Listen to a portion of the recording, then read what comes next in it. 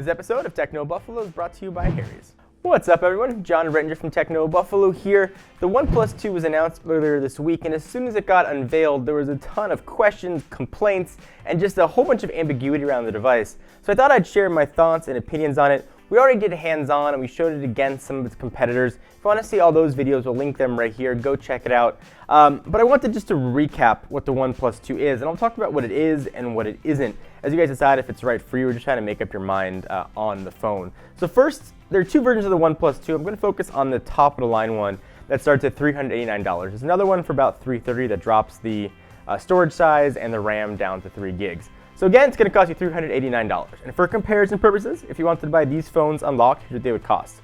iPhone 6, 16 gigs, $649. Galaxy S6, 32 gig, $569. LG G4, 32 gig, $613. And the Nexus 6, 32 gig, $500.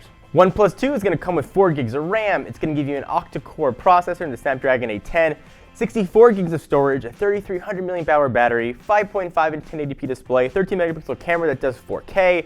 It's got 2 SIMs and a USB-C slot.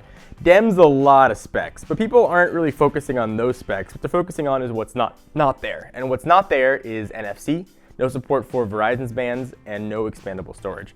Most people understand the lack of Verizon support, but it's the NFC that's gotten people very upset. And I want to sort of put it in perspective. For under $400, you're getting a phone that goes toe-to-toe with almost every other flagship that's close to double the price. Now listen, I think the lack of NFC is definitely a knock on the device. I had a chance to talk to the co-founder of OnePlus, Carl Pei, and I asked him straight up to his face, why was NFC not included? And the answer that he gave was very candid. He said, we know Android Pay is coming. We don't think it's going to be something that's going to be used much this year. I think it's something that's going to be for next year. The follow-up to that was, well, you can add cases on the back. Will there be a back panel that could add NFC? And the answer to that was a resounding no. So I wouldn't expect any sort of NFC add-on to come from the OnePlus 2. So whether you agree or disagree, those are the reasons that NFC wasn't included in the OnePlus 2. But focus on what you're getting for your money. I think when you buy a phone, you want to get good value.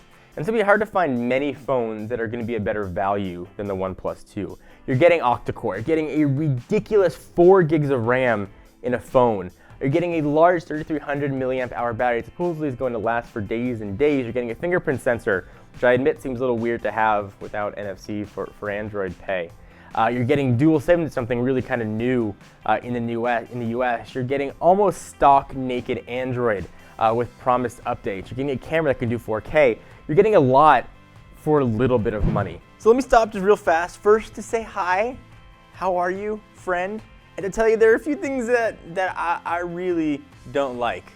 Well, my fruit snacks don't have any grape ones in them, and having to go to the store to buy razors. I don't like to shave.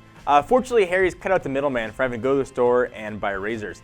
Their starter kit is just $15. That includes an awesome razor, 3 blades of your choice, Harry's shave cream or foaming gel, whichever one you choose. I'm a shaving cream man, but personal preference.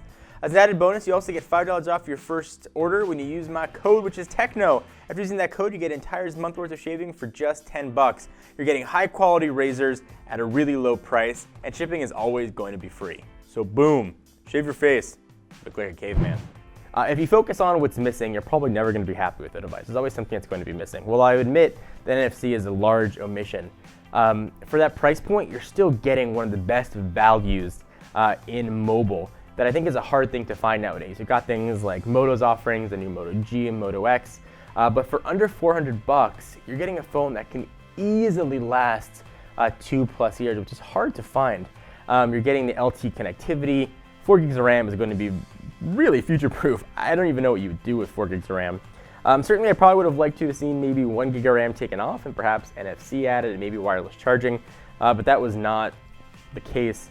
I would still jump into the OnePlus 2. In fact, I'm going to buy one myself. The device feels premium. It feels great in the hand. The capacitive sensor that has a home button and the fingerprint sensor works very well. It's a really good device. I've seen it. I've used it.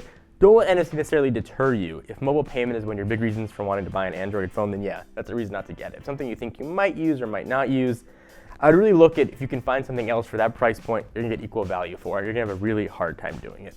But that's just one dude's opinion. You know, if you guys disagree, if you think having NFC is a big deal, I'd love to hear why. Leave in the comments down below. Perhaps the folks from OnePlus will watch this video and maybe they'll take your comments seriously and use them as they make the OnePlus 3 for next year.